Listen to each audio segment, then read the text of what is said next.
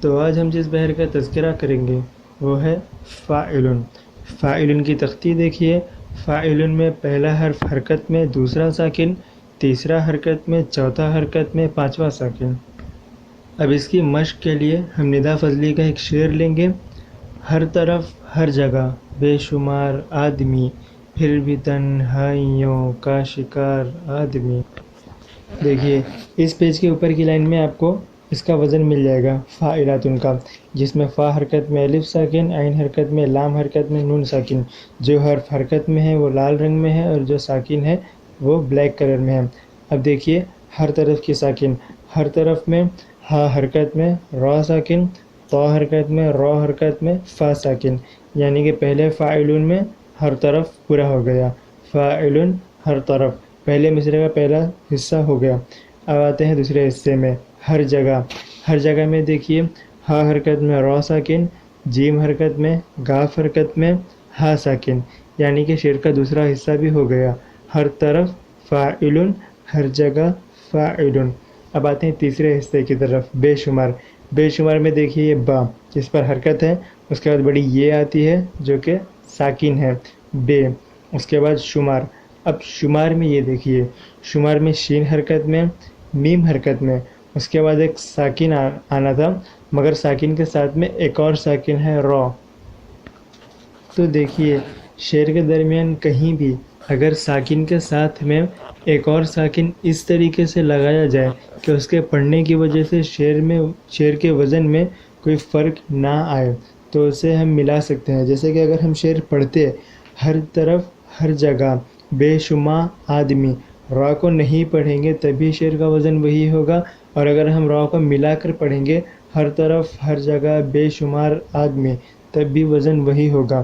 تو بے تکلفی سے اگر کہیں پر کسی ساکن کے ساتھ ایک اور ساکن اس طریقے سے آ جائے کہ شعر کے وزن میں کوئی رد و بدل نہ ہو تو اسے لگا سکتے ہیں، اس میں کوئی پرابلم نہیں۔ اب چوتھے حصے کی طرف آتے ہیں، آدمی۔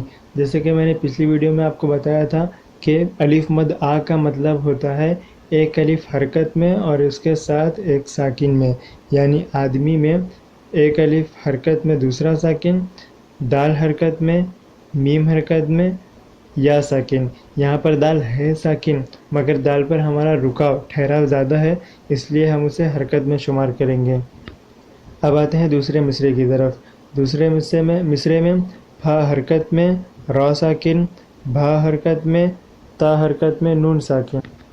اس کے بعد والے حصے میں ہا حرکت میں الف ساکن، یا حرکت میں، اس کے بعد والی یا پر بھی پیش، اور اس کے بعد واو اور نون گنہ ساکن، یعنی کہ ہائیوں فاعلن، اس کا وزن بھی پورا ہوا۔ اس کے بعد کاف حرکت میں الف ساکن، شین حرکت میں، کاف حرکت میں، الف ساکن، اور جیسا کہ میں نے بتایا تھا اگر بے تکلفی سے کوئی بھی حرف مد کے بعد میں کوئی ساکن لگ جائے یا کسی ساکن کے بعد میں ساکن لگ جائے اور اس سے شعر کے وزن میں رد و بدل نہ ہو تو اسے لگا سکتے ہیں۔ تو یہاں پر بھی شکار میں کاف کے بعد الف ساکن کے ساتھ میں را ساکن بھی لگا دیے، جس سے شعر کے وزن میں کوئی رد و بدل نہیں ہو رہا۔ اس کے بعد پھر سے آدمی۔ آدمی کا وزن ہے فاعلن، جیسا کہ میں نے بتایا تھا الف مد آ کا مطلب ہوتا ہے ایک الف حرکت اور ایک الف ساکن، اس کے بعد دال جس میں ہمارا ٹھہراؤ ہے وہ، اور اس کے بعد وہ حرکت میں، اور اس کے بعد میم حرکت میں، پھر یا ساکن۔ جانتا ہوں یہ ویڈیو تھوڑا فاسٹ گیا، اگر آپ نئے ہیں تو پلیز میرے پرانے ویڈیوز کو دیکھیے جہاں پر میرا ایکسپلینیشن اچھے سے ہے، کیونکہ اگر میں ہر ویڈیو کو زیادہ کھینچوں گا تو اس کی وجہ سے آپ کا بھی ٹائم ویسٹ ہوگا اور مجھے تو کچھ فائدہ ہے نہیں آپ لوگوں کو زیادہ دیر تک بٹھانے سے۔